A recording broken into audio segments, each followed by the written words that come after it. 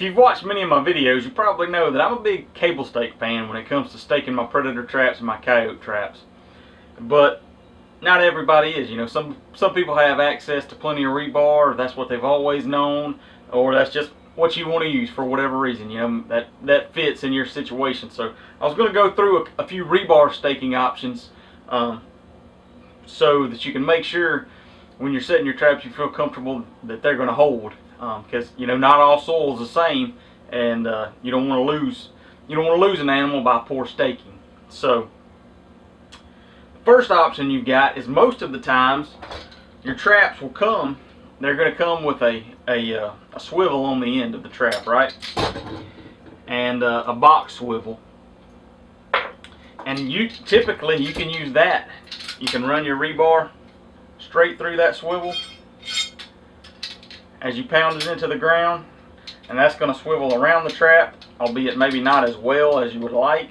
But you've also got one swivel point here with the hook in your box swivel. Wouldn't be my first choice, but it is an option. Alright, then you've just got a flat stake swivel, right? So it's just got one hole in it that you drive your stake right down into. The swivel attaches to the swivel on your box swivel on your trap, or you could take your box swivel off and just attach this swivel straight to the end of the chain. You're going to get better swivel action around the stake with these type stake anchors, and you'll also keep your swivel action where it connects to your trap. But a single staking, as you got in rebar trapping, you've got single stakes and you got double stakes or cross stakes, right? So single stake, obviously you're just driving one rebar stake into the ground. But depending on soils, whether it may be loose soil, sandy soil, whatever, you know, one 18-inch stake might not be enough to hold your game. Your other options are, you can go to a longer stake. So 24, 30-inch stake. That'll hold better, but it's a pain lugging all that extra weight around, driving that all the way back in the ground, not to mention getting it out. So your other option, and probably what I would consider your best option, is cross staking or double staking. So you've got this little swivel that looks kind of like a butterfly. Attaches, like I said, again, directly to the end of your trap chain. So you maintain, it's got an S-hook in the middle, so you maintain your swivel action where it meets the trap. And then you drive your stakes crossways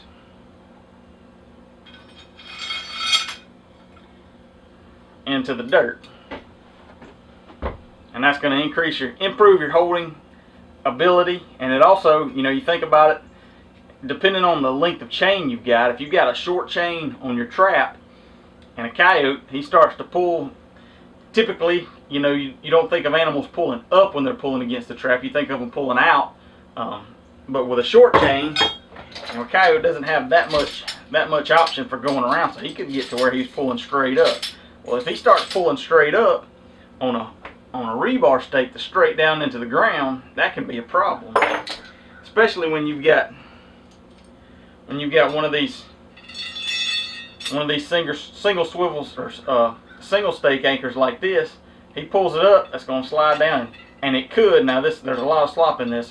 You're not as prone to do it, but it could act kind of like a lock and jack that. He could continue to jack that stake straight up out of the ground and run off. So unless you're really confident you're in good rocky ground or something where that single stake is not going to pull out, and you may want to use a little bit longer chain on your traps if you're single staking.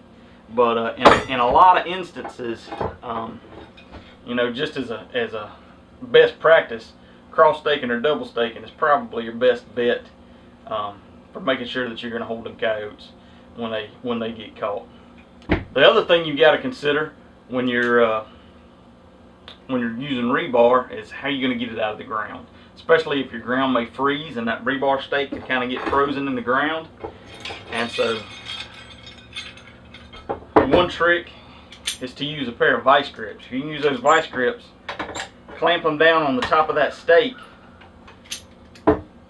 That should give you some, be able to wiggle the stake, maybe break it loose from the ground, you know, if it's frozen in the ground, and then try to pull it straight up, jack it straight up. The only other difference you may see, you'll see with different rebar stakes, is some are going to have a washer on the tip of them, and some are going to have a nut welded on the tip of them, you know, to make sure your chain or your anchor doesn't go all the way through. That's up to you. To me, and now these washers are pretty stout, and they're just below the tip of the stake, so you're not banging on the washer. But to me, that nut is a little extra insurance. You know, that's a little bit stouter, and especially, you know, if you're using rebar, you're going to be pounding on it constantly. So as heavy duty as it can possibly get would be your best bet. So like I say, there's some staking options. There's one other swivel that I don't have, or stake anchor that I don't have. I think J.C. Connor makes it, and all it is just a giant loop of chain, heavy chain, and it's a double stake swivel or double stake anchor that you know, it's wide enough that you can drive two stakes in it. Both of them have anchored, and so it'd be similar to this. But like I said, that's if you're using rebar and you want to use short rebar like 18 inches, probably your best bet is going to be the cross stake. And if you're going to use single rebar, you may want to make sure you're using a longer trap chain. So there's my tips for using rebar. Hope that's helpful to some of you.